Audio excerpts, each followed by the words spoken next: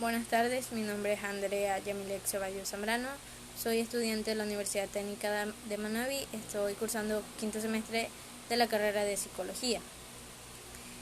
Les voy a hablar un poco sobre las alteraciones del lenguaje y decimos que el lenguaje es un sistema de comunicación simbólico que se manifiesta a través de las lenguas, que son un sistema estructurado de signos que expresan ideas en lo que la palabra es la representación. La expresión del lenguaje se realiza a través de la palabra y la escritura, esto mediante los órganos efectores musculares de las extremidades superiores y del sistema bucofonatorio. A su vez, el lenguaje tiene tres niveles que son de mayor o de menor complejidad. Estos niveles son los monemas, los fonemas y los rasgos pertinentes, en donde monemas son las unidades de la primera articulación o unidades más pequeñas dotadas de un significado. Estas pueden tener un contenido semántico, como los lexemas, o también como los morfemas que son gramaticales. También tenemos lo que son los fonemas, que son las unidades de la segunda articulación y se definen como las unidades menores de sonidos. Constituyen una lista cerrada que en el caso del idioma está formado por 24 fonemas. Esto va a variar según el idioma. Y de esta combinación surgen los monemas. Los rasgos pertinentes son las unidades de la tercera articulación y se denominan rasgos pertinentes, que son los movimientos elementales del aparato bucofonatorio y que permiten la emisión de los fonemas.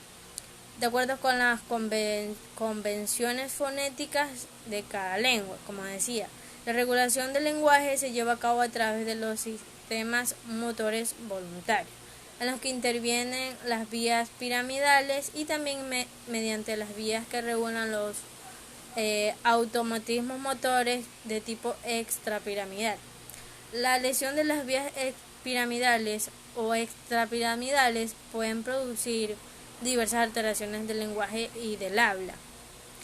Los principales trastornos del habla o del lenguaje son la disfemia, que se caracteriza por la repetición de sílabas o palabras y por los bloqueos espasmódicos que interrumpen algún discurso verbal. Como dije, la disfemia es un trastorno que se caracteriza por la frecuente repetición o prolongación de sonidos, sílabas o palabras. Y esto interrumpe el flujo rítmico al hablar. Las causas de estas pueden ser algún trauma, en donde la disfemia también se puede estar provocado por la tensión prolongada y se da más en el caso de los hombres. Tenemos la disartría, que es un trastorno de la articulación de las palabras producida por lesiones del sistema nervioso central, los nervios periféricos o la musculatura bucofonatoria. Los síntomas de estas o características que se pueden observar es arrastrar las palabras al hablar, hablar muy bajito o ser apenas de susurrar, hablar con lentitud o al contrario hablar con rapidez entre los dientes, o tener una movilidad limitada de la lengua, los labios y la mandíbula.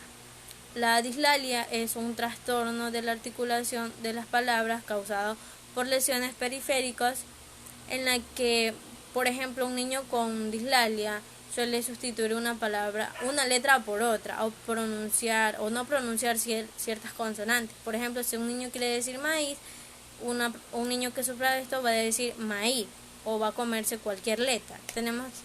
También tenemos la disglosia, que son trastornos de pronunciación causados por las lesiones o malformaciones estructurales de los órganos del habla de origen no neurológico. Las disfonías son trastornos que afectan la intensidad, el tono y el timbre de la voz, que son causados por un desorden vocal de tipo laringio o respiratorio. Las afasias se caracterizan por la presencia en grado variable de trastornos de comprensión, de expresión, dominación, de fluidez y repetición, acompañados por la alteración de la lectura, la escritura o el cálculo. Las afasias, como dije, es un trastorno del lenguaje que se produce a consecuencia de una lesión de daño cerebral. Esta consiste en la pérdida de la capacidad de producir o comprender el lenguaje debido a lesiones en áreas cerebrales especializadas en estas funciones.